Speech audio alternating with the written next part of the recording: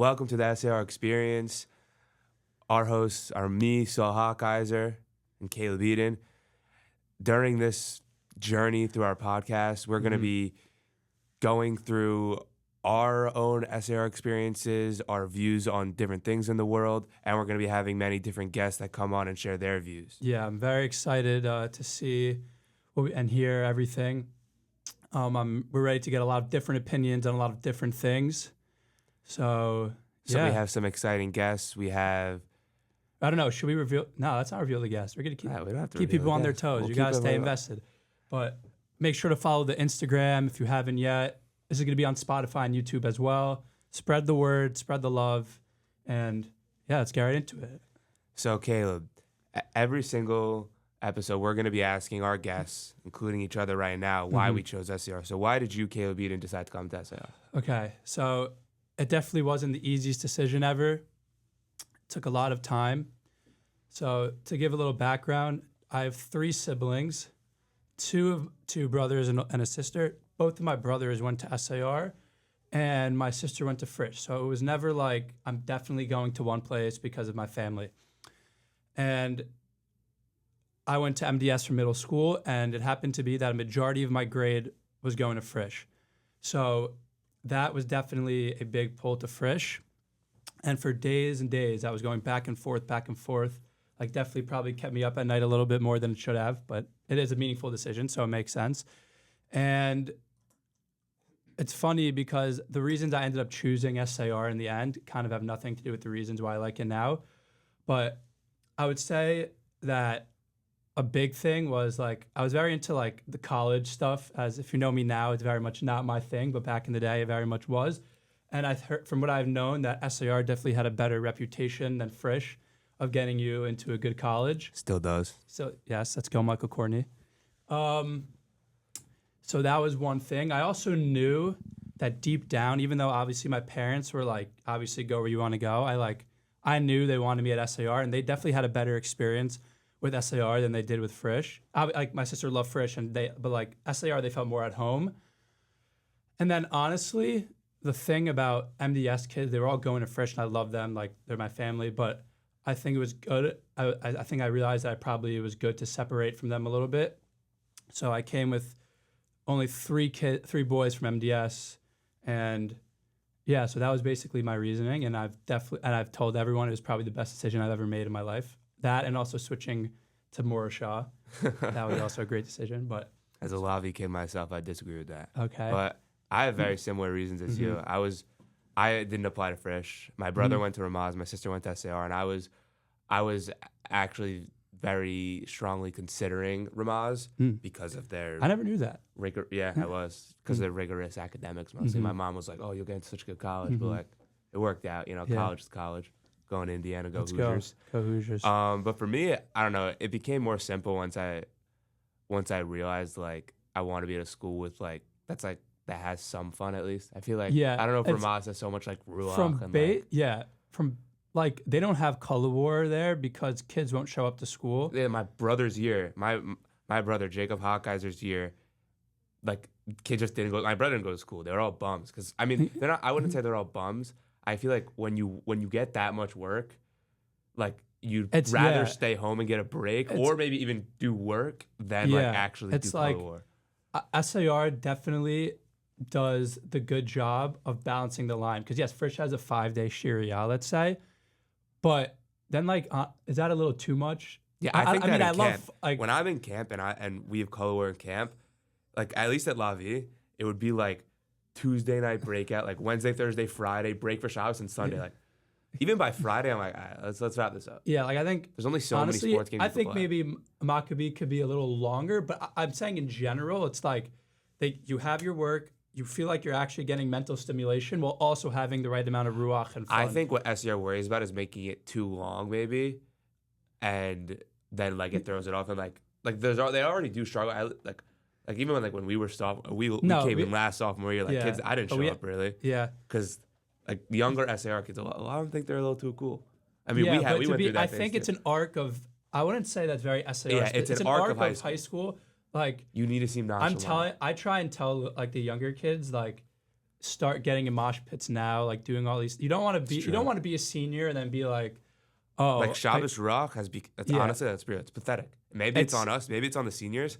Yeah, but it's tough when nobody wants to. Like when Shabbos Ruach happened and we had our seniors, and when we were sophomore, like the seniors then, like those grades, like we would get so into it. I feel like maybe it's just like they felt bigger. Like by the way, bigger than it was. I remember it was the first Friday of school, and it was like of our freshman year, and there was like a little bit of it was like still like it was COVID. There was definitely COVID. We still had to wear masks, and then like I remember I hear a rumbling, and I'm like, what is going on right now?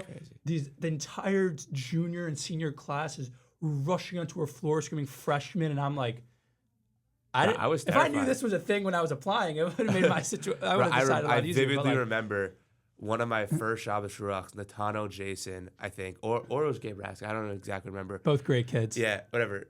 Also, Nunu Hartman, they would just get clocks and just break them instantly. It was so fun. I mean, I thought that was awesome.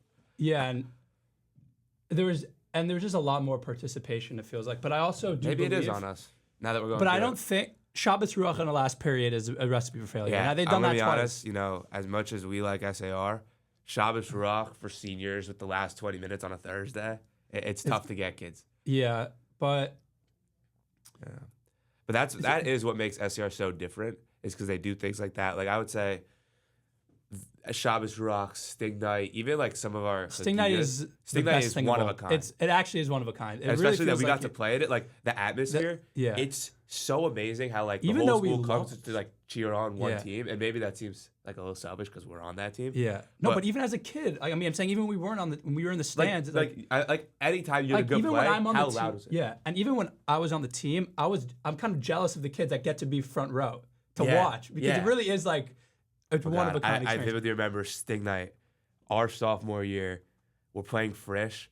This kid Caleb Eden is screaming at these Frisch players like I was giving them a mouthful. Like they made fun of his mom or something.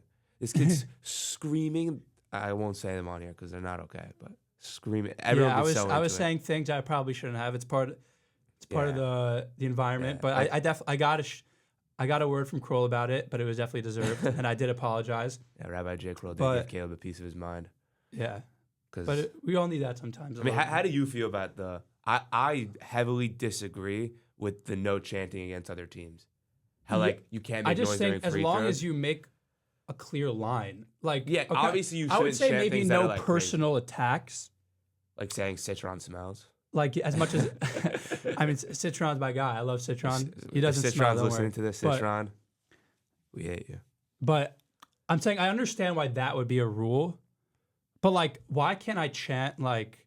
Why can't we just like dribble? Why can't we bark at them at a free throw line? Yeah, and like I get the thing. It's like I feel like we used to be allowed to do that. That's a new. They had a whole new initiative. Yeah, it was like because we're all Jews, we don't hate against each other. But like we're not like being like. Oh, I'm booing you because you're a Jew. Yeah, like, it's a competitive thing. It's the same thing when we play 3-on-3 basketball, and like if I trash talk you, I'm not like I'm sure we've gotten heated in so many different. Yeah, for sure. But I'm curious where did it come from? Like was it a principal? It was a commissioner? I know Rabbi J. Crow was a part of it. I know he agrees with it. Maybe we should ask him. Maybe. Yeah, when he may or may not be coming on the podcast at some point. Yeah, that's a big thing about like watching varsity sports versus actually being there. Like I don't know, it seems so much like it is a big deal, but like it seemed like such a big deal at the time when we're watching, like our freshman year, watching that SAR team go to the championship. I was like, bro, that's like winning the finals. Like I'm not gonna lie, that loss to Ramaz was probably the saddest moment in my SAR career. Like for those that don't know, Caleb cared about Yeshiva League sports and specifically SAR basketball a little bit too much. A lot more than I did while I was on the team, which might be a problem, but yeah. But now, Caleb's calmed down. He doesn't care about ball as much. Yeah. He's out of his prime. I'm way out of my prime.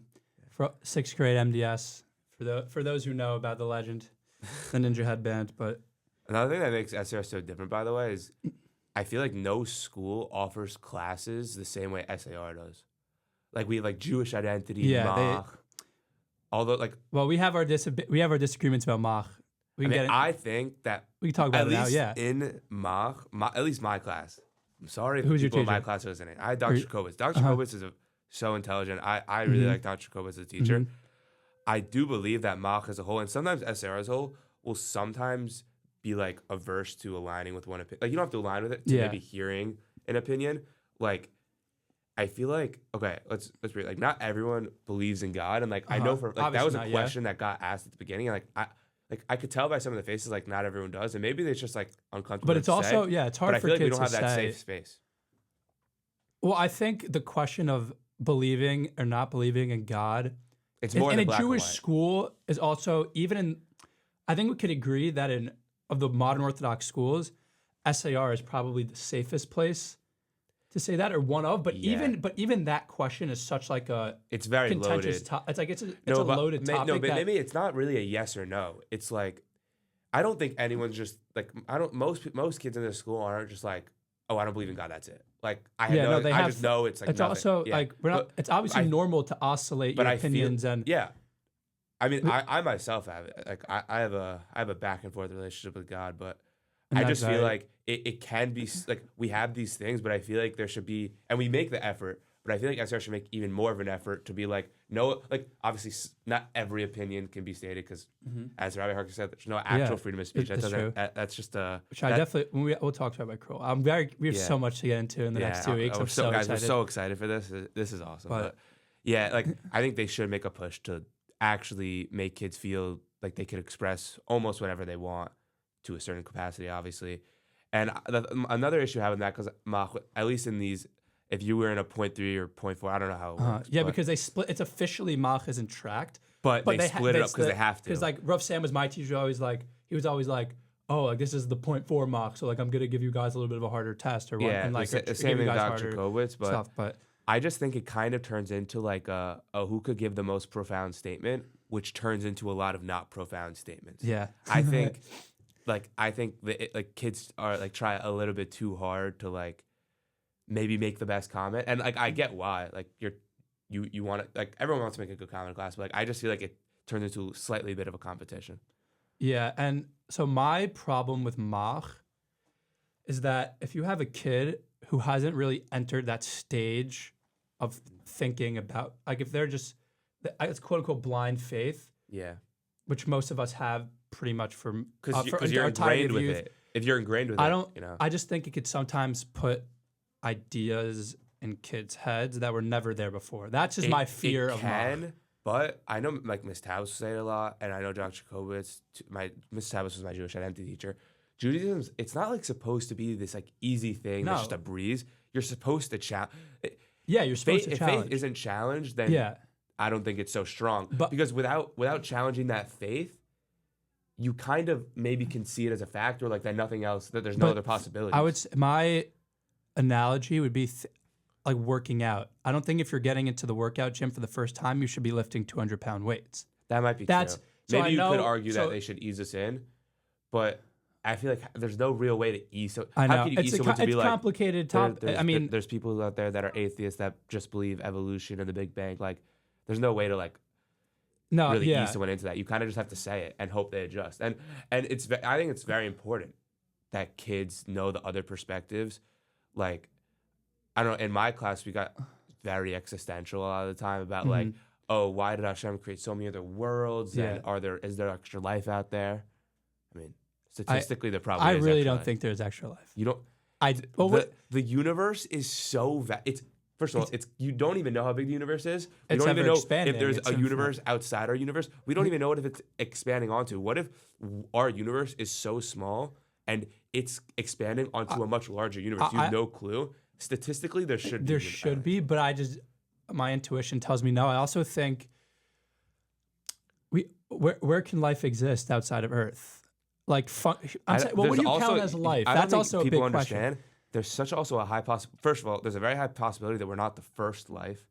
What do you mean? What do you mean by we're not the first life? Think about how dumb we might be. Like, by the way, if like what do you mean I we're saw not the first life? The other day, what do you mean we're not the first life? Huh? What do you mean we're not the first life? Like on Earth? Ever. So we could be so far from. What are you including animals? Like no. I'm talking about like they're like aliens or extraterrestrial life. They could be so much more advanced than us because humans are. I don't think you realize how recent humans are. Yeah. I saw this thing like if there was an 1,000-page book of Yeah, we're Earth, like the last half of- 14 yeah, no, pages of it, something like that. Yeah, no, I think it's even less. I have seen stuff like Humans that. have been around for no time on Earth, like barely any.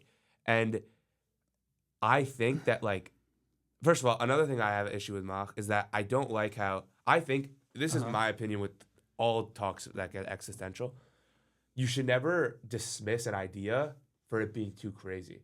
Because everything is crazy. Yeah, the by fact the way, that there is a God that loves us so much and wants to give us so much life, it's a crazy thing. It is a crazy thing. Yeah. But also the fact that, like...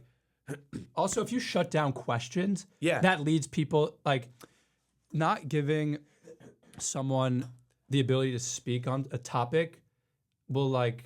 If you shut them down... If you shut them down, they're going to get away. pushed further away from an answer you want them to have. The right thing to do is to actually encourage these questions. It's kind of like that's encouraging questions so they can learn more about it and then find their own thing. That's like important. Also that's what modern orthodoxy is compared to Haredi and more right-wing sects of orthodoxies, because they don't really allow for any questions. And you can argue like they probably have a higher rate of people keeping religion. You're saying Haredi? Like they don't allow for any questions. Like with Dr. you, Schwartz, who was in the Haredi community, she talked a lot about this. How like her family had certain books in the house that like would never have been allowed in the Haredi community, and it's like. But don't you feel like that could be an issue? Like no, that could be. You know, I'm saying that I think blind faith. I think that's I think in the long run, I don't think that's good. I think nominal wage is just lower. Exactly. You know? Shout out Miss Schneider, best macro teacher out there. No, I'm saying I don't think that's good in the long run. Or I just don't think, even if they stay religious, I just don't think I just don't think that's good to not ask questions and to not, like, I think the books that actually are like, oh, how does Genesis fit within like modern science and whatnot, are like the best books out there. But that book, even though it's actually like giving credit to the Torah and to God, wouldn't be allowed in those communities. And obviously, I'm not like one to speak on their community. Like, I mean, that's not my community, and I would never like. I think I know the Genesis book. You're like, unless you're being more broad. No, I think there's a specific one I'm thinking of. I never read it, and I probably should read it. When we went to, was it Mea Shearim? It's Mea Shearim, which is like that. If you walk there without a kippah, like you might get jumped. It's a little scary, but it's definitely a culture shock for us modern Orthodox boys. But that book was in one of their like they had like their like Svarim store. But that book was there, so I mean they must be discussing it. But I'm sure many of I shouldn't be making assumptions, but based on what I've heard from people that have talked about that community, we are assuming it's fine. We could assume. We could assume. If a Haredi wants to come on this podcast, they're welcome to. Yeah. We'll make time. Well, a funny thing about that Mea Shearim, this was the biggest culture shock for me. We were obviously, me and Saul, we went on Sulam. Shout out Rafael, legend. We took a little trip Friday pre-Shabbos to Mea Shearim, and I'm walking down with my friends, and there's a regular truck that's driving by. There's a woman on the truck, but keep in mind, in the Haredi community, you not just like unsneous women, like pictures of women cannot be public. In my Jewish identity class, we watched a movie about Ezra and that was I really enjoyed that. And the lady who was, I forgot her name, Ruchi Fryer was her name. She was running for like some state position. And for her, she had flyers to women that had her face on, and then for the public flyers, no face on it. Yeah. Anyway, so at Mea Shearim, this truck is coming, and like one of the people, they pull out a black spray paint. And keep in mind, she's wearing like a t-shirt. It's not like she's wearing a bikini or a bathing suit or like a tank top. Spray painted. I just started dying of laughter. But Dr. Schwartz does do a good job of explaining why they do these things, because their main fear for their community is like cross-gender interactions before the proper time. Yeah. So they're taking every possible precaution. And obviously for us, it's very hard because like our whole thing about SAR is like, what the heck? Sorry about that. We had some slight technical difficulties, but we're back. But yeah, as Caleb was saying before our difficulties, like it really can be a culture shock, but we do get their reasonings. Like Dr. Schwartz has lined out to so many of our classes. That's what like Jewish identity. Obviously, it's when you're like a senior and like second semester. I think it's one of the best classes. But like it's very hard to be engaged. But I'm not gonna lie, there's a lot of times I just definitely wasn't engaged. But I think I definitely also some of those interesting conversations I've had in this high school in that class, because you do learn the reasoning behind things that other Jews do that are such a culture shock to you. because like even think like about things it. that you think you might know. Like we learned about Sephardi culture, and I thought I knew a lot about Sephardi culture because we have friends that are Sephardi culture. There's Sephardi, what is it, Sephardi Club at SR, something like that. Yeah, shout out Miss Sampson. She's right now. I put her in touch with my rabbi in MDS, who's Sephardic and big on like integrating Ashkenaz culture into like integrating Sephardic culture into like Ashkenaz schools. So I think they're making it bigger and bigger. And I heard there's a new Sephardic shul in the new building. That's being made, and we're gonna ask Rabbi Cole about. Again, I still learn so much more about it in Jewish identity. Yeah, I think it's really cool.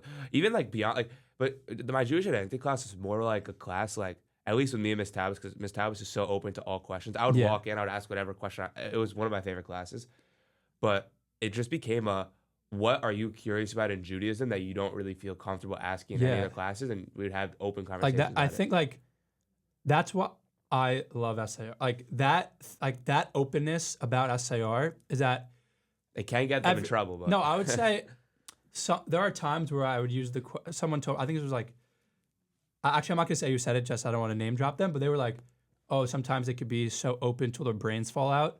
And like, I definitely agree there are times where that does happen, but I do think on the day-to-day and really 99% of the time, that openness of like, I can do my thing and vibe and you can do your thing and vibe and John Doe can do his thing and vibe is like why this is the best school. And I definitely didn't know that when I was making my decision. Yeah, it's hard to know. It's hard. It's really because even like everyone knows about the grand conversation. And me personally, in my interview for SAR, I brought up the grand conversation because I was like, oh, that's such a good thing to bring up. I didn't know what the grand conversation was. I thought the grand conversation was like a class, and like they would just like have grand conversations. I feel like, but it's just more like a working thing. But it is weird at some points. Like, I'm not gonna lie, when they bring up the grand conversation in my history class, I get that it's important, but I'm always like a little bit of a stretch, like trying to integrate like modern Orthodoxy and Jewish history into regular. If you want to have a Jewish history class, have a Jewish history class. But I feel like it's weird to kind of like offset the curriculum. Even though by the way, that is like one class we don't really have. A Jewish history class. We had modern Israel. But I'm saying like there's not that much Jewish history. It's only been 7 years. There's a lot. No, not in. I'm talking about. But from the times, from biblical times. Oh, you're saying I'm saying like from like Jews in the Crusades. Like obviously we learn about it in the history class. Yeah, we do. And there are like there are units. There actually are some units about it, like the Poland, like the shtetls in Poland. But I think if I had to say like another elective, it's just like a legit like Jewish history from the time of the destruction of the Second Temple until the founding of the State of Israel. Yeah. But Jewish. We should talk about the modern Israel class. Like as we know, SAR has 2 slates of Israel lessons. They have 10th grade, and like end of history, and 12th grade second semester. You know, we're going to be getting into more of that article that sent shockwaves through SAR in a different episode. Stay tuned for that. Stay tuned. But, you know, I think, as was pointed out in that article, that maybe we don't have enough like working perspectives from the other side of the Israel conflict. I think, especially in modern Israel, and even in my Miss Wolf 10th grade history class, I vividly remember like hearing things that like I did like you don't like really want to hear, but like you have to hear. But that's why I really it's a good thing SR does that. Yeah, people like obviously there'll be times in the moment of the class where I personally get very riled up and it's a problem. Caleb gets aggressive. I'm working on it, but then you realize that these teachers do have the best intentions for you and want you to be able to go out and actually fight for the Jewish people in Israel. Because imagine you're going into one of these like protester rallies and like someone goes up to you and says this thing and you're just like, they want to be very educated. They want you to be informed in college. Yeah. College kids, like when everyone goes to college, unless you're like Caleb and you go to Shraga, the Shraga YU route, if maybe the Army, who knows. But like for me personally, I'm going to a secular college. I'm going to Indiana, and like even like one of the Jewish frats in Indiana, like they said we support Israel. That someone spray printed Y with a question mark on it, like right over it. And if you went in as a Zionist, as a Jew going into these secular colleges without these understandings of the complex situation, it's tough to like really have a valid argument if you don't know the full extent of this. And then also, I think, especially as Orthodox Jews that have been dealing with this our whole life, not only is it our job to combat the the people against us are doing, but it's also our job to teach unaffiliated Jews, but even not, it's our job to not just combat, but also to teach others. Yeah. So I the more completely they agree. educate us and the more it's not just like, I guess this isn't God, it's Israel, but like blind faith in Israel sort of way. It's like, No, yeah, it's they work hand in hand. The same way, you need like almost every belief in everything you stand on has to be challenged. Yeah, In or, order for it to be as strong as possible. Yeah, because if you're not challenging it, then you don't completely understand what you're Yeah. supporting. Yeah, and then in the end, You can bring it to basketball. If by it's the way. not, We're LeBron fans. yeah. But if we just blindly believe that LeBron was the GOAT and didn't like think about the other perspective of Jordan, that would be we'd be doing a disservice to our king. Yeah, it's true. We would be. Yeah, I mean, unfortunately, he's out now, but I know. whatever. We'll talk about it a little later. But no, yeah, I think,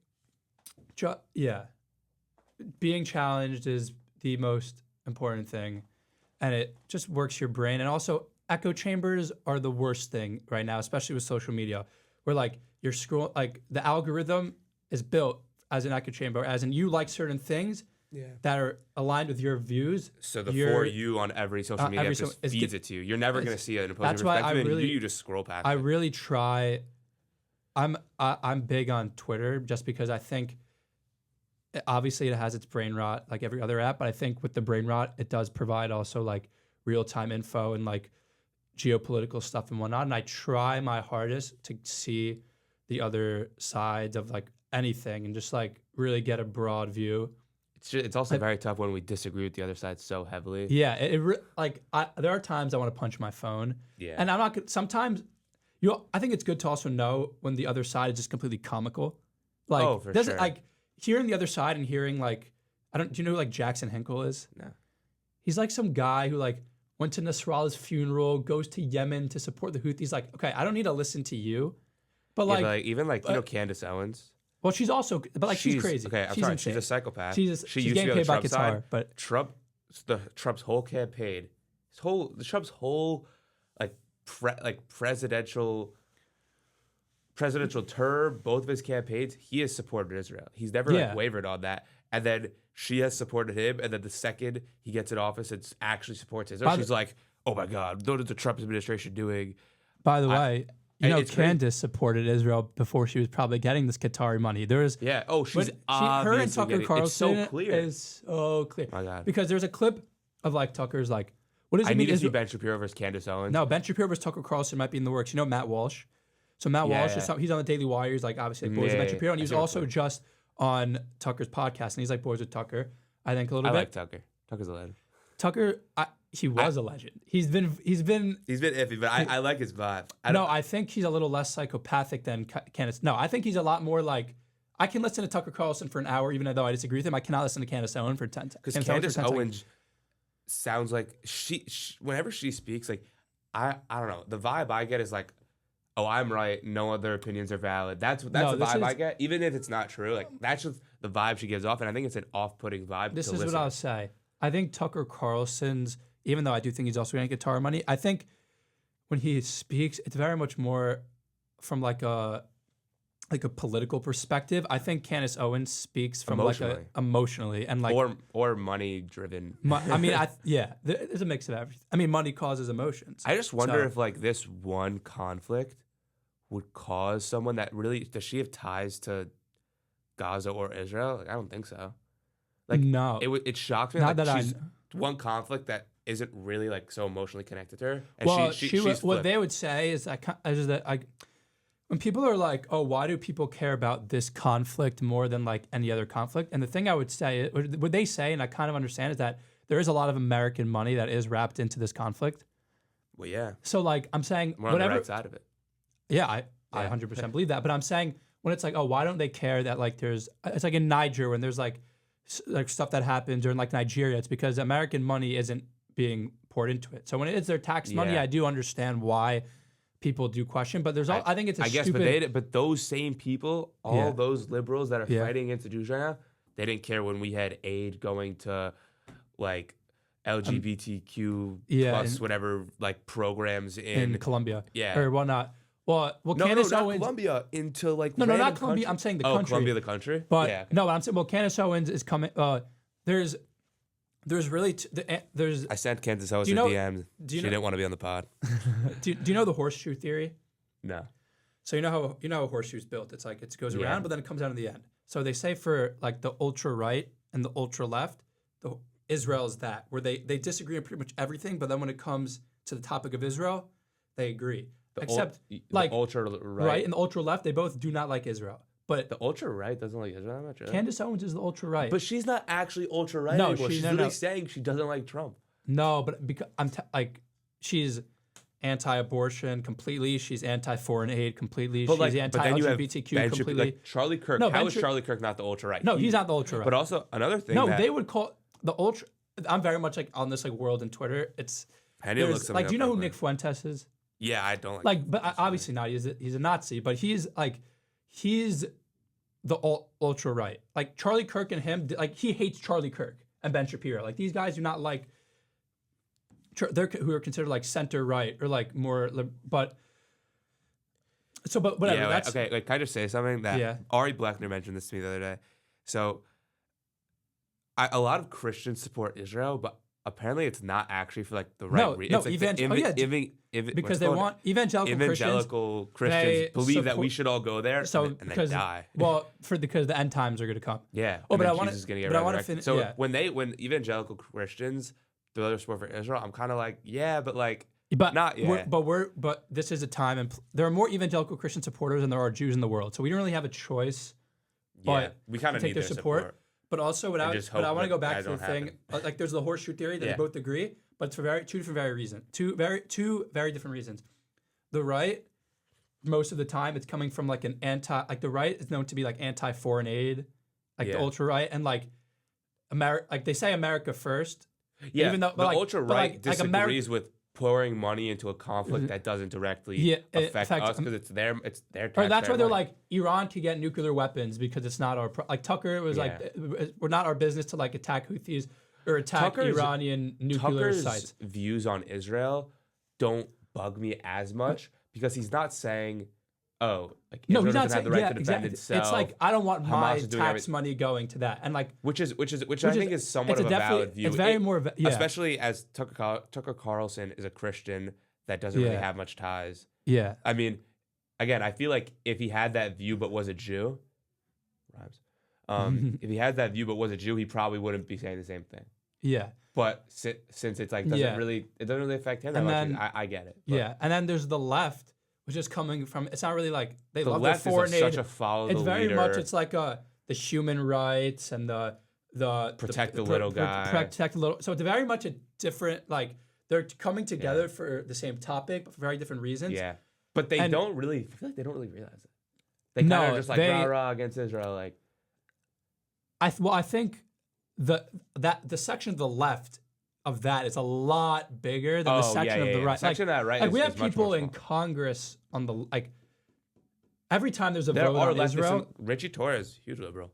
no, but I'm saying like specifically on the Israel topic, it's like But he. I always but that I isn't get in, I president. get into I get into this debate with my dad. Like, what's a bigger threat to Israel right now? The ultra right anti-Israel, the ultra left, and right now it's Ultra clearly left. the ultra left. Every The college ultra campus left, is on the like, ultra left. I mean, first of all, the we have ultra left ultra is left in also- Congress and in U.S. politics. There's only quote unquote. There's like one quote unquote like anti-Israel Republican. His name is Thomas Massey, and even he is doing it very much from like he's just anti all foreign aid. Like Yeah. it's very much I understand It's his not- perspective and a by the lot more way, than I do like a lot Rashida of Tlaib's and Elon. I think they're borderline terrorist supporters. I mean, I mean they are. I they support hate terrorists. when those. She just tried to propose a bill to put Israel on the to put on the adversary list along with Iran, North Korea, and China, and it got 3 votes, and they were all Democrats.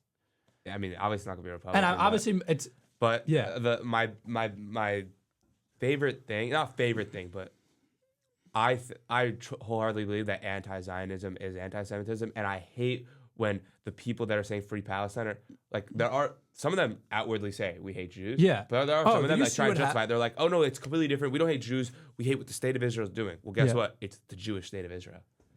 It's all Well- and then if you look on like social media, if there's a Jew, not even anything to do with Israel, all the comments. Did you Palestine. see what just happened at Dave Portnoy's bar? Yeah, it's crazy. There was a sign that said like "F the Jews." They're talking about Auschwitz in it. They said something about Auschwitz. No. He said that he's sending them to which I do respect. He's he doesn't want to ruin their lives for a mistake. Which I'm anti-cancel culture. So I think he's going. Them. Yeah, no, I think he's going the right route to like try and educate. I'm like, realistically, is he gonna do anything? Yeah. No, but I'm also against cancel culture, and I know if it was like and even though when it happens to like F the Jews, like I can get a little more emotional, but I do have to realize like people are dumb and they do things that they will regret. So I think this is the good route of taking it. I love Dave Portnoy. I'm a big Portnoy guy. Like, at some point in my life, not through all of New York, but like I want to go through like every place he's rated in like the New York, Connecticut area and try his pizza and also rate them. Yeah, he always goes in our area. He's like in Connecticut. He loves. Connecticut, New Haven's the like pizza capital. Yeah, known self-proclaimed pizza capital. I still think New York, but there was a push in Portnoy 9-1 right around it. There was a school-wide men's chat push to try and get him to like Pizza Block. I'm very curious. Obviously not. It would get like a 6. I think. Oh, maybe. You think he would get a 6? I'm thinking. I mean, to be fair, no. When Pizza Block actually tries, it's not bad. But by the way, you have to understand the pizza that Portnoy is eating is like, it's really, really good pizza. And though and what does he give? Okay, I know he gave Saba's like a Bravo's like low 8s. Bro, that means I don't think Pizza Block's gonna be above. Portnoy has a 7 is okay, 7 is good, 8's the destination. That's what he says. That's a 6. You're more in comparison in that one by 8's the destination. I agree. He's very much like it. But then when you get a 9, the rest. Yeah. Yeah. Give a small break for like a second. Yeah. That's definitely posted. Pizza Block. Put a Pizza Block out on. Yeah. Tag Dave Portnoy. That was a long way. Yeah. Alright, so we'll do like a quick video. I see this second. We should have got water, by the way. You know, like we're scared like today. Yeah. I'm like very thirsty. Should we talk about the NBA a little bit? Like we could. I kind of want to talk about the Tudor prank call. Yeah. Okay. Alright, what's that? Yeah. I elaborate again. Yeah, I'll do it with the transition. So what were we just talking about? Portnoy. We could. Actually, I want to give a shout out to Barstool SAR from Portnoy. Because that makes sense. And then I'll transition to Tudor. I got it. You know, yeah, I got it. I also wouldn't mind. What's yours? I was going to be like, I love Portnoy. He actually roots against every single one of my teams I like. He's all Boston. I don't know. Okay, so wait for me to say, I'll mention Barstool SAR and then you'll. Okay. What's it? Ready? Yeah. 3, 2, 1. And also, like, Dave Portnoy has inspired one of the best Instagram accounts affiliated. Not affiliated with SAR. By the way, it's not even just with SAR. It's like, it's a whole, like, there's Barstool Indiana, Barstool Giants. Yeah, I think from the Jewish schools, we have the best one. Oh, Shabbos is awesome. Yeah. You know, like, Shabbos is like, yeah, like, shout out Jesse Huskirts and then Donnie ran before him, and I'm forgetting who ran before that. I have no clue. No, walking through the Schwab, and before then it was, was it Rasmus? No, it wasn't Rasmus. No, you knew. No, I forget. But no, SAR Barstool is definitely one of a kind, so we love Dave Portnoy. He does root against every single one of my sports teams. He likes Boston. Yeah, every time I see him, like the Patriots draft Will Campbell, like I see him on my screen, like, going crazy about it.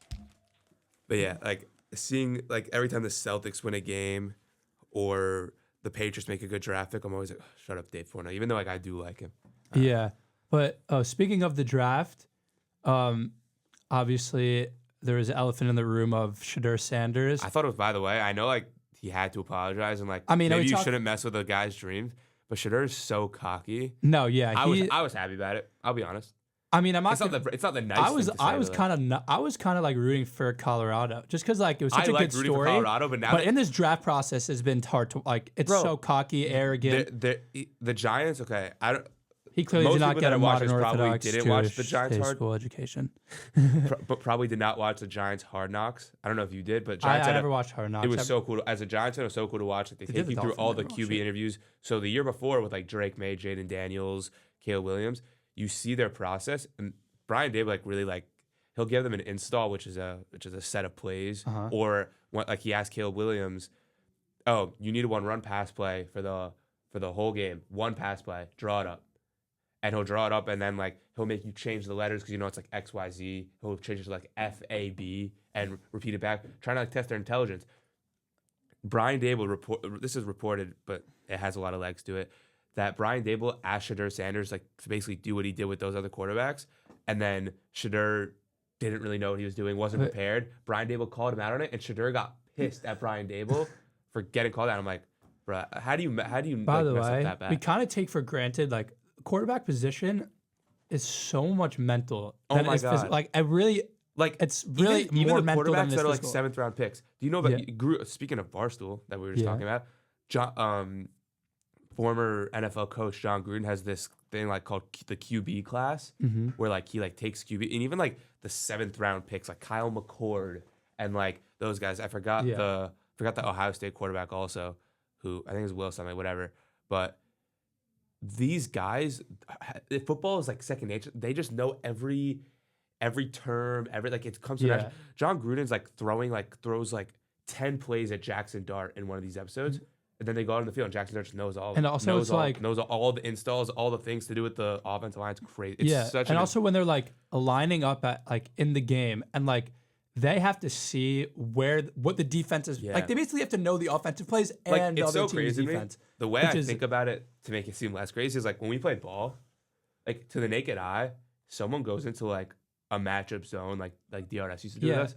They would have no clue. They don't but like we see it right away and we adjust like right away. I guess it's kind of the same thing. Yeah, I mean, and except I was thinking this. It's a lot being harder on a in football, basketball team.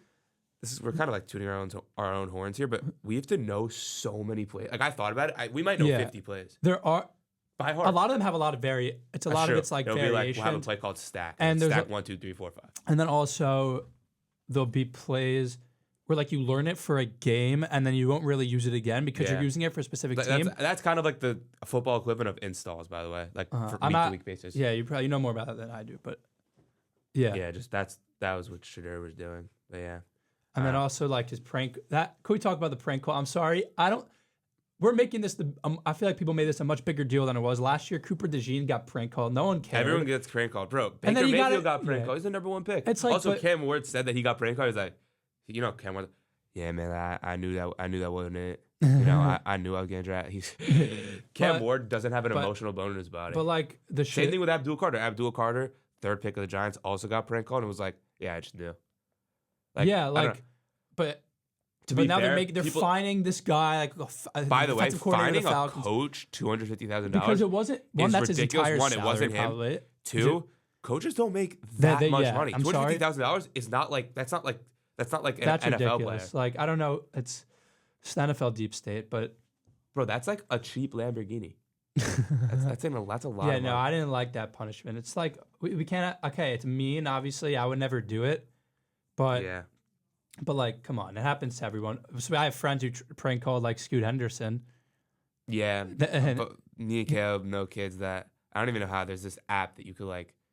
I don't know how to do it. It gives you like every. I've gotten Kenny Gallanday's number once, and like I called him, and there's such a funny video of me like calling Kenny Galladay. Did you? Yeah, you were on it. Yeah, I hate Kenny Galladay because he got paid by the Giants and then did nothing and then retired. Yeah. Oh my God! By the way, did you watch the Warriors game last night? I did. The Warriors have the weirdest thing where they just have no bench. They have 3 points off their bench. I mean, the only bench player they would have is Buddy Hield when he comes off the bench, but he started and he balled out. Yeah, dude, the Warriors Curry had 3 points at half, and the Warriors were up 10. Like, yeah, but this is Curry by the way, this is what people were saying about the series, and it was like true. It's like if it was going 7 games, the Warriors had to win because who's stepping up for the Rockets in Game 7? I mean, they had Fred VanVleet step up in Games 5 and 6, and no, but Game 7 is different. Thompson did step up.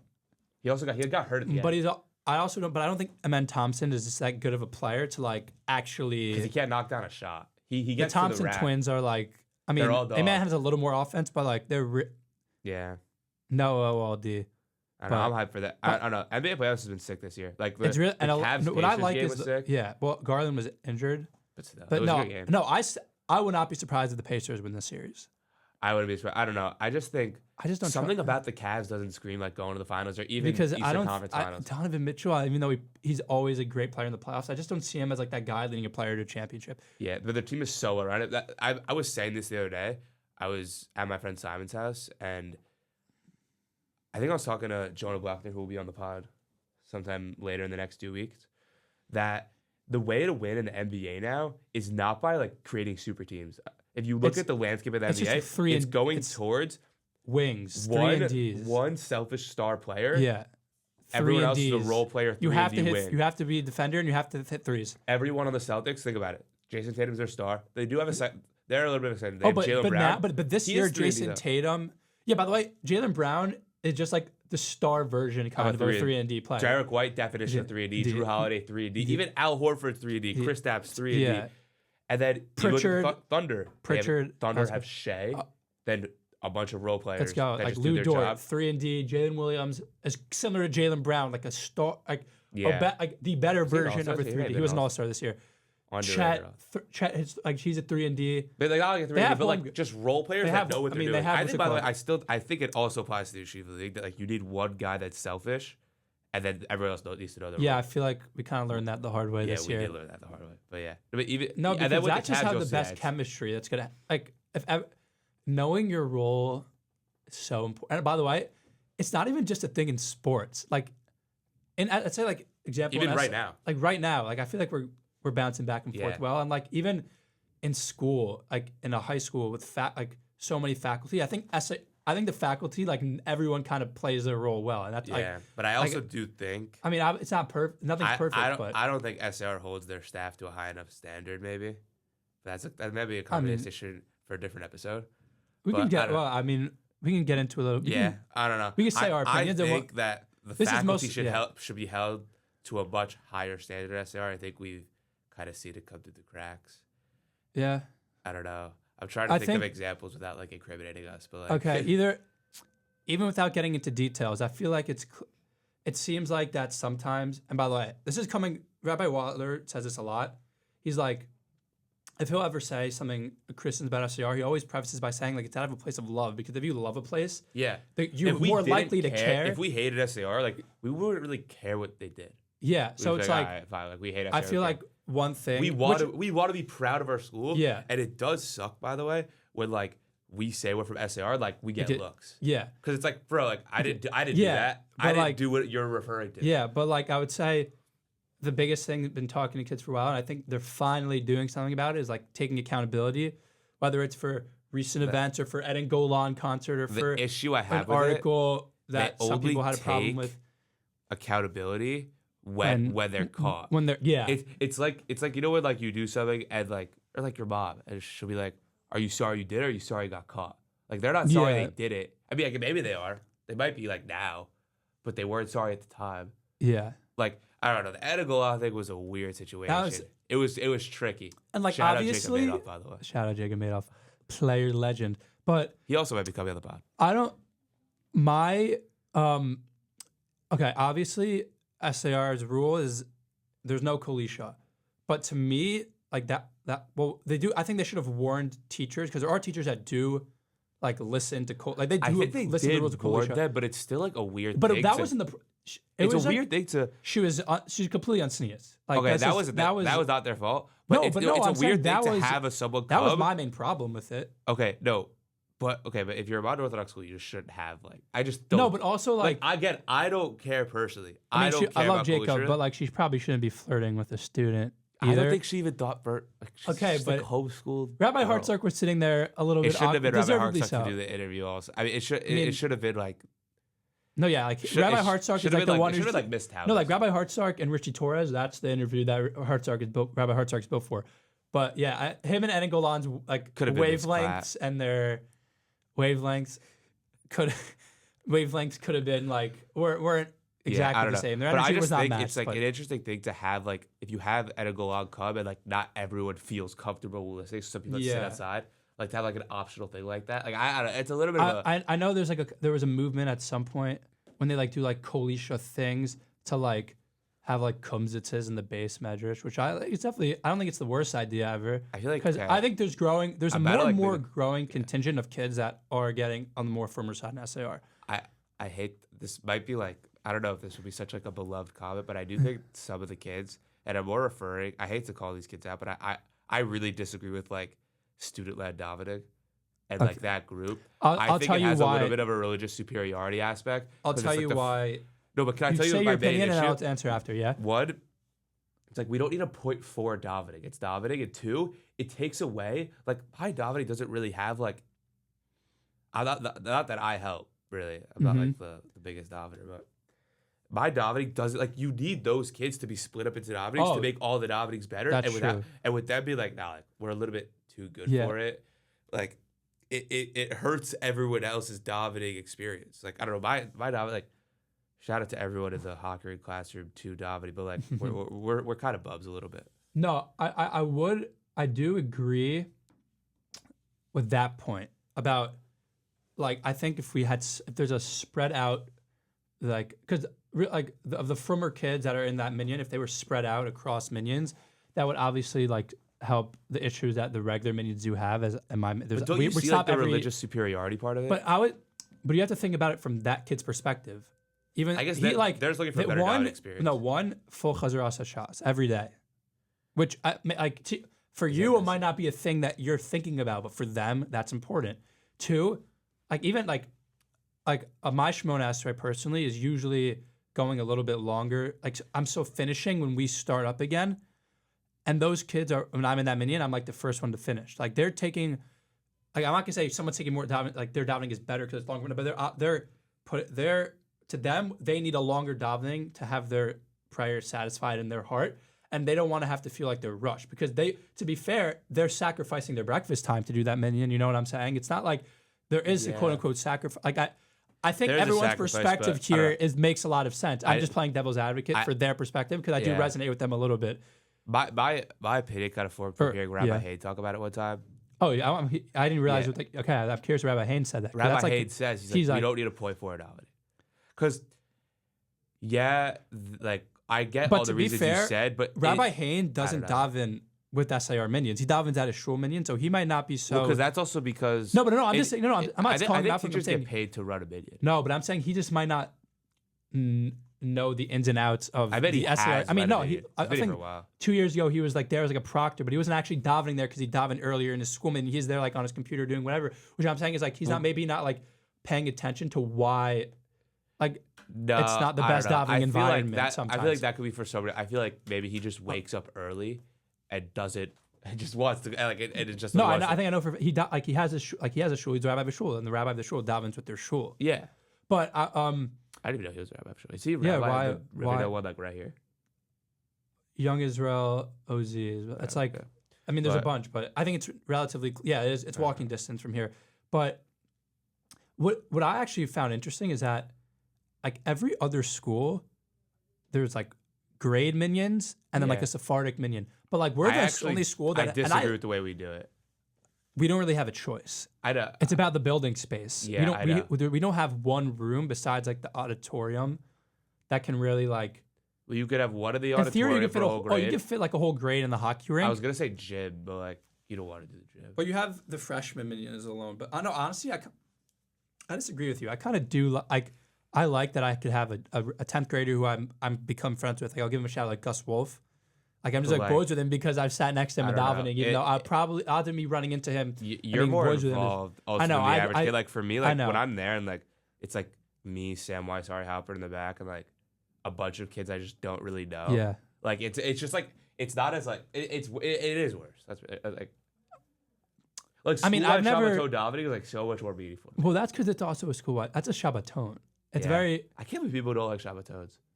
Yeah, I mean, I guess that might be like a little bit of a naive statement. I would say, at bare minimum, it's just like it's a weekend of no work with your best friend. Like, yeah. Okay, so even if you think there's like, okay, I hate the sessions. Like a 40-minute session is gonna ruin your entire show. For a while, like nothing's gonna happen to you. Yeah. Maybe personally, on the last school at Shabbaton, I think I woke up at 12. Nobody cared. You don't want to rat yourself out. I went to Joffy. I'm like, Joffy, I had to play. She's like, nobody marked you absent. I'm like. It's like Shabbatons or something I mark on my calendar. Not like actually, but like in my brain, I'm like, I'm counting down the days to the Shabbaton. Yeah. And I'm very excited for I guess there is a lot of like, at least when you're younger, like I remember freshman year Shabbaton, like it was like socially like nerve wracking. Like that I do understand. That, yeah, and also like having to like, find pictures on the roof. Sorry. Yeah, no, that's. Pictures of the roof freshman year. Like that, that for me was like, I thought that was intense. No, yeah, also like, having to find a place to go before the Shabbaton to like shower. And like there's like inclusion and exclusion for kids. But I think at the end of the day, but then how about that Friday night of the Shabbaton? After all, was that not like post-tish? Like, and we were going crazy and like we thought that was insane. We were like, but like it kind of was insane. I remember Jacob Morris being like, "Hey guys, let's be nice." But like I'm saying, like, oh my god, even though there were social nerves, I feel like at that moment it was definitely like, and it was a very inclusive thing. I feel like. I don't want to feel like I'm just talking from my perspective, even though I obviously am. But like it felt like everyone was a part of that. I get the social. And we were pressure. Chanting things that definitely shouldn't have been chanted. And if they, but it was funny. That was a good moment. Yeah, that was formative. I would say. I also remember the freshman year Shabbaton. This is when Jakey Sadris was Sadie. This is a cute little munchkin. Oh, Sadris. And Sadris like joking, or Cyrus and Rabbi Day like jokingly had an interaction like, "Yo, we're having like the post tish." oh my god, I and he's remember like, "Yeah, this. come wake me up at 3 a.m." Like, obviously kidding. Like freshman year, Cyrus was Yeah, maybe a little gullible, and think he was Jakey still went up doing to his now, room at but- 3 a.m. He's like, "Rabbi Day, like it's post tish." And he's like, "Jakey, go to bed." yeah, it was him and like I think Aaron also. They just like went to his room. And that's so funny. bro, Jakey. But like I feel like that. Like the in school Shabbaton is the best thing ever. It really is my favorite Shabbatones. Yeah, I but love the also idea like of it. I never like in the moment it's fun, but like I'm always like, yo, just give me a bed in a hotel room. No, I mean, I don't know. It's just so homey and like I don't like the new hotel that SAR has. The old freshman one. year Yeah, hotel yeah. was so. Oh, you're saying good. like for the school wide? Yeah. Yeah. I But missed the old apparently one. it's just not a big enough hotel. Like the round shape of it is like so. Like I love it. Like the aesthetic of it. I don't know. But The only issue I have with the school, the only issue I have with the school at Chabaton is the like, they do kind of make you feel like locked out a little bit. I don't know how to explain that. Like, there's always someone like watching to make sure you're in the right spot. Like, I get why, and I they mean, should, yeah. but like, it's still annoying a little bit. Like, you I mean, want what to do you be a bit suggest? more- But like, what do you? I feel like there's a lot of just. I kind of feel like I was vibing and doing what I wanted to do on the school wide. I think you also have recency bias because when you're younger, they pay attention to you. It's true. Well, that's how it is in like in camp. It's like the older you get, the more you could just like not go to activities. So like, also even like okay, you don't have to go to gym when you're a senior, Yeah. even if you're not in a varsity sport. Like you don't have to go, Yeah. or you don't have to get changed because that's just how privileges exist. The older you get, and going back to a previous topic, when we were talking about like Haredim and Jewish identity and different like sects of Judaism. A big thing about like modern Orthodoxy that's different, and a big thing about SAR's mission is like obviously like co-ed and like inclusion with boys and girls. But honestly, maybe this is because I came from a school where we had Judaic studies without girls. We also had secular studies without girls after 4th grade, but specifically for like Judaic studies, I'm very much a fan of separate. As long as it's actually equal, I'm very much a fan of separate gendered Judaic studies. I'm curious what you think I about don't know. that. I think that's if you're gonna have female Gemara teachers, then like, I guess what you're saying is fine. Well, like, it'd be changing a whole probably a female wouldn't be teaching the guy class as I don't Gemara. know. Like I've but had, I've I'm not- had, yeah, I'm- I've had 3 women Gemara teachers and only 1 male. I've had none. I've never had I had any. Miss Ganesh for 2 years and like Miss Raymond who moved to Israel, Mhm. and I also had Rabbi Schwartz. But like, I don't know. I just feel like it would be like against what SAR believes in. And No, like, I understand that, that like- that's definitely true. I feel like SAR should start to try and be more consistent because I feel like they kind of go back and forth. But with, in what sense? like I feel like sometimes they try and be like oh, like we can't do that because that goes against like halacha. But then they're like, then other times like, oh, you know, like you could like twist and turn halacha to like Yeah. try and I like, mean, interpret it your own way. But to be honest, a lot of that's like kind of what That's what all every schools Jew, do. But like, all schools, all I don't people- agree with it really. I think you Yeah, should try. and obviously we're gonna call out the place that we care a lot about and like affects us on a day to Like, day. I don't care what Frisch But, does. like- Everyone's like, oh, well, Frisch does this too. Like, I don't really Okay, care. yeah, Frisch bans Uggs. We're not Frisch. We're better than Frisch. Okay. Although I actually, to touch on that, I do believe that SR is a dress code issue, and I think that like when I wear By the like a way- corset to school and like nice No. clothes, I actually do feel like You don't- most no, of the you're time I allowed to wear wear corset. sweatpants and Uggs, and like I feel like more of a bum. Like you don't feel as productive. I don't know how to explain it. No, obviously that's a thing. Like you Like I think it'd be more look important good, if they were feel stricter. good, Actually, look good, feel good, play good. yeah. But honestly, people get so like okay, I'm not a girl, and the girls I know they have it a lot. I where, like, argue with girls so much about dress code. we're a modern Orthodox school.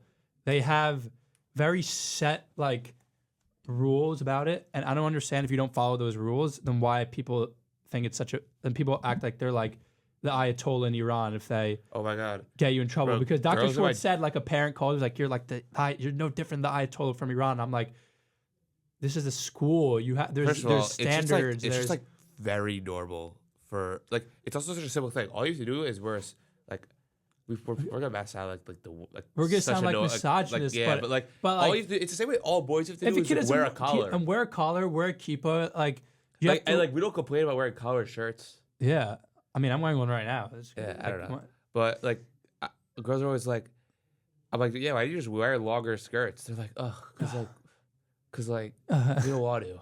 I don't know. Maybe if we have Maybe they don't think it looks as good, that's but like we're definitely gonna ask that question. maybe most girls at we're SAR asking now it- wear like the really long skirts. I know. We'll ask it to be cool. Yeah. We have Nicole Friedman coming. Hopefully she's it's in the she might not be able to come. I really hope she does because she's also transfer and so she give us a lot of different perspectives.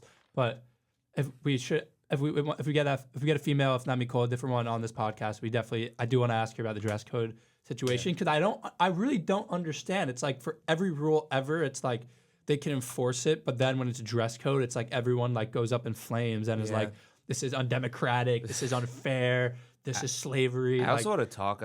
I wonder what like the girl situation is. I feel like we've talked about this recently. Like there's kind of like not like an epidemic, but like there's definitely like an issue with like substance abuse in the Yeshiva League, like more than other communities with like drugs, specifically like marijuana and alcohol. Is it more than other? Yeah, no, like is it not just statistically, it's more. Okay. At least drinking it is. Drinking is more. Well, ask Rabbi Kroll because I always want to. I always want to see those results. I don't know why they don't put them out like for us. No, Maybe they do. I remember one time they had like a big thing in the auditorium I'm where like they showed brutally us. honest with that. I hope everyone is because like it's actually and if it's not anonymous, that's illegal. Wait, what do you? Oh, Like, with no, those it obviously is testing- anonymous. Like I hope everyone's honest. Yeah, I'm honest on it. It I feels think- weird being honest though, no? Where I think it's kind of funny, honestly. yeah. but- I don't know. No, yeah, I wish we but- could get Dr. Schwartz to talk about because she's like very like into that. I mean, so is yeah. Rabbi I mean, J. Kroll. what's it called? I know that Dr. Schwartz is on the record being like, oh, like she hates Miami February, and like my sister was at her house for Shabbos one time because she knows her daughter, and she was like saying, oh, like she hates it, but like she's also said like, but yeah, but what you do Miami is not my problem or not my. That's like Yeah. what you do Miami, which is also a very big difference between SAR and Frisch. Is like SAR is very much off your back when you leave the building, when Frisch is, as we know from many people Can I in say a stories. quick thing about Miami February? Yeah. If is you're not- listening to this and you're a teacher that doesn't have a kid that wants to go to Miami February, don't go.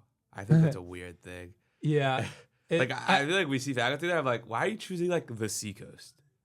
Like I don't, kids are gonna be there. I don't know, I think it's a little weird. as long as you're like willing to accept what you're gonna see and accept the fact that you shouldn't be a teacher when you're as in like No, but I think it's Even- just like weird. I mean it's weird, but they like, I have was the in right an to go to elevator Miami with one- Beach. I was like in an yeah. elevator Yeah, I know what talking you're talking about. about. Whatever. But- You know what but- Steven said to? Yeah, we had a friend from another school who saw an SAR teacher and was A little bit of exposure. but I also do know that like I that think he twisted the teacher wrong way. He didn't was talking about substances. that teacher didn't really like yeah, no, shit. Like didn't actually to be like it didn't matter. yeah, it didn't matter. It's And by the way, I think what you said, most teachers already know. They don't want to go to Miami. Yeah. They're not like, nah. but If anyone's listening that hasn't gone to Miami February, go.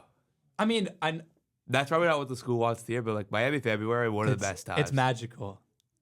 Yeah, but we don't like the Seacoast Suites. Yeah, we don't have. We don't mess with the Seacoast Suites. Yeah, no. For those Don't that stay know. there. For those that know. For those that don't. I think with Miami February when Yeah. you're younger is a little bit of a weird vibe. But like I this think year, it's- it's like we actually We actually did stuff. Well, I think Like it's. we went out and stuff. Like Well, you're good at. I mean, what are you good at? What you have to grow. You know what I'm saying? Yeah. Like I was there for all 4 years. Were you there for all 4 years? Like no, I was there. Was I there freshman? Like if you're growing, like comparing each Miami February to like the last year and like growing through the Oh, no, years, February I with like a went to- different group of kids every time, it's like, it's kind of like a full circle moment a little bit. Because then like you Yeah. become like the seniors that are like we used looking to see over the seniors freshmen on and, February like- break, and like I don't know, we'd be like, wow, Yeah. I can't wait till she's like they're Yeah. staying all alone. Like, yeah, and then you're like the one that's staying alone, and it's like, wow, time flies when you're having fun. But yeah. I remember when, How about- when like me, you, Ben, and Steven first got there, we were like, bro, there's no way we're here. yeah, also it's like, this is like more of a broader thing, but like I know people that like their high school experience was just like, oh, like it was high school. But like I feel like for us and our friends, We really high made the school most. was like we made the best out of Yeah. this, and like I would never do it. Obviously, there's like stuff that didn't go perfectly, but I Yeah. also wouldn't change anything at all. Like wouldn't. everything happened for a reason, and Yeah. it worked out well, and like we still have time left. It got- we ain't got- over yet. No, yeah, I was just like whether it's in school or out of school, and like I mean, there's nothing It's- better than just chopping it up on Miami February yeah, with the boys. with you the know? boys, yeah, Like having good combos. like chilling on the beach and just chopping like, it up. yeah, straight. You know, chops. whatever you don't know what to do, just chop. Exactly. When in doubt, just chop it up. Real ones, though. Real ones out. Yeah. All right. I feel like that was like I a feel- that was a good successful first first episode. Yeah. I right. hope those who listened, I'd be very impressed if you listened to the whole thing. But if Yeah. you did, we really appreciate Props you to listening. A lot We're- of good to come. Yeah, we're very excited for our future guests. We've hinted at a few of them throughout this episode, but it's only up from here. It's the first one. We're still learning. Yeah. But we hope you all If you, enjoyed it. if you have suggestions, Yeah, this has been comment. the SAR experience Yeah. with Saul and Caleb. See you next time.